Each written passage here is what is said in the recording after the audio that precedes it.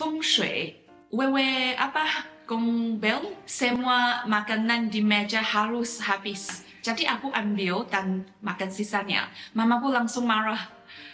Hai semuanya, aku Vera. Hari ini aku mau ngobrolin sesuatu yang fun. Ternyata China dan Indonesia itu sama-sama berjaya hal-hal aneh, mitos. Banyak banget yang mirip dan banyak juga yang totally different. Okay, let's go.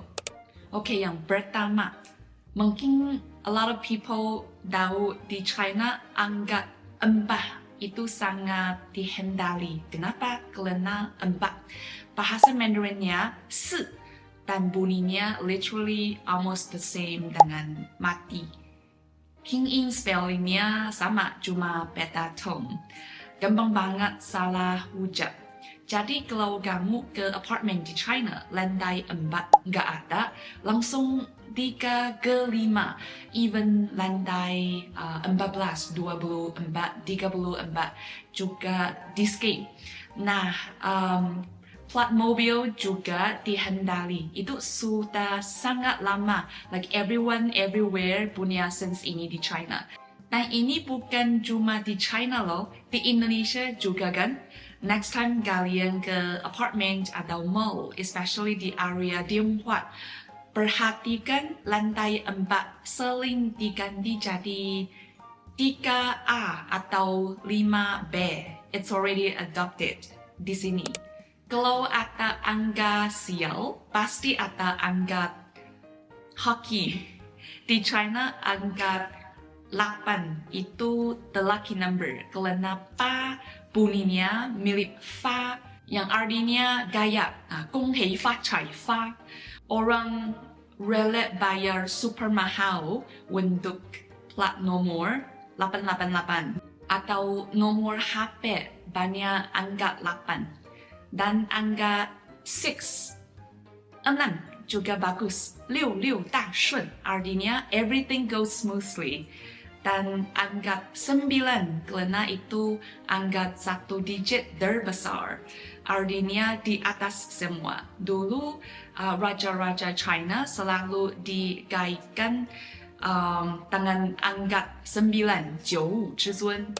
Fun fact, kalian tahu Alibaba 1688 itu actually the stock market code Alibaba di stock market Hong Kong when they listed their company. So anggap hoki semua. Aku nggak tahu Jack Ma sengaja atau enggak, tapi 1688 itu enak banget di telinga orang China. Like 1688, get rich all the way.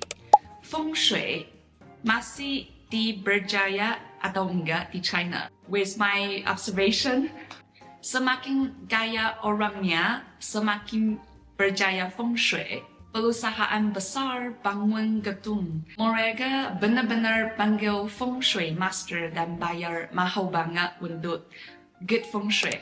Tapi kalau orang biasa kayak keluarga aku, kami enggak bilang, oh ini karena Feng Shui, tapi somehow rumah kami naturally menghadap arah yang bagus. Sirkulasi udara bagus dan ternyata itu sesuai prinsip Feng Shui. So it's kind of embedded tempat kita sadari. We don't do it because of Feng Shui. We just do it and it happens to align Feng Shui. Now, soal makanan di Indonesia, suami aku bilang ada kepercayaan kalau nggak habiskan makanan di piring. Pasanganmu nanti wajahnya penuh bintik-bintik. Dan di keluarganya, suami semua makanan di meja harus habis. Nah, tahun lalu aku bawa Olivia pulang ke China dan dia nggak habiskan makanannya. Jadi aku ambil dan makan sisanya. Mamaku langsung marah. Katanya kalau kamu makan makanan anakmu, artinya kamu makan fortune dia. Setiap orang sudah punya jatah fortune dari lahir. Makanan itu is like equal to fortune mereka. Jadi parents gak boleh makan makanan anak, even though they can't finish it. Anak boleh makan makanan parent, tapi gak boleh sebaliknya. Aku bilang, Mama, di Indonesia orang-orang justru harus habiskan semua makanan di meja. Kalau gak habis itu yang dianggap gak baik. Dan jujur, waktu pertama makan di keluarga suamiku, aku super uncomfortable.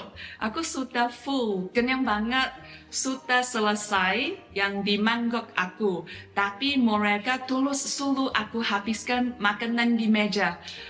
Kalau aku lanjut, I feel like aku akan vomit. Tapi my husband, even though dia mau muntah, he still finish everything. Maybe this is why he's fat. Yeah, this is just how people here were raised. Mitos Indonesia yang suami kasih tahu ke aku. Yang pertama, di Indonesia anak-anak dilarang main di luar setelah maghrib jam 6 sore. Katanya ada hantu namanya Wewe Gombel yang suka julik anak-anak nakal. Wewe apa? Gombel? Wewe Gombel? Indonesia banyak banget hantu. Yang kedua, orang Indonesia dilarang potong kuku di malam hari. Katanya bisa pendek umur. Seriously? Kemarin malam aku potong kuku. Aku di jam 12 o'clock. Yang ketiga, kalau ke pantai selatan Jogja dilarang pakai baju warna hijau. Katanya Nyi Roro Kidul, Ratu Laut Selatan, bisa marah dan tarik kamu ke laut. Everything related to ghost sounds weird to me. Honestly, aku percaya hantu exist in dimension lain, tapi aku hidup di dunia ini. Aku enggak pernah jahat ke siapapun, so I'm not afraid of any ghost. 平日不做亏心事，半夜不怕鬼敲门。Tapi suamiku explain, Nyi Roro itu ada logiknya. Pantai selatan itu ombaknya sangat besar dan kontur dananya setelah beberapa meter langsung jurum. Ya, banyak orang hilang di sana. Jadi cerita ini dibuat supaya orang hati-hati. Nah, ini yang aku percaya. Kebanyakan mitos itu punya alasan logik. Potong kuku malam, zaman dulu nggak ada electricity, bisa luka. Anak gak boleh main malam, itu untuk safety. Cuma cara explain it pakai cerita serim. Satu lagi yang aku notice di Indonesia kalau ada orang meninggal, aku lihat orang datang ke funeral dan senyum, foto-foto, even di area makam bisa tertawa. Di China ini sangat aneh banget. Karena di China meninggal itu meninggal. Gak ada konsep pergi ke surga atau pindah ke dunia lain. Makanya everything terkait kematian itu serious dan sad. It's very sad why you smile and laugh.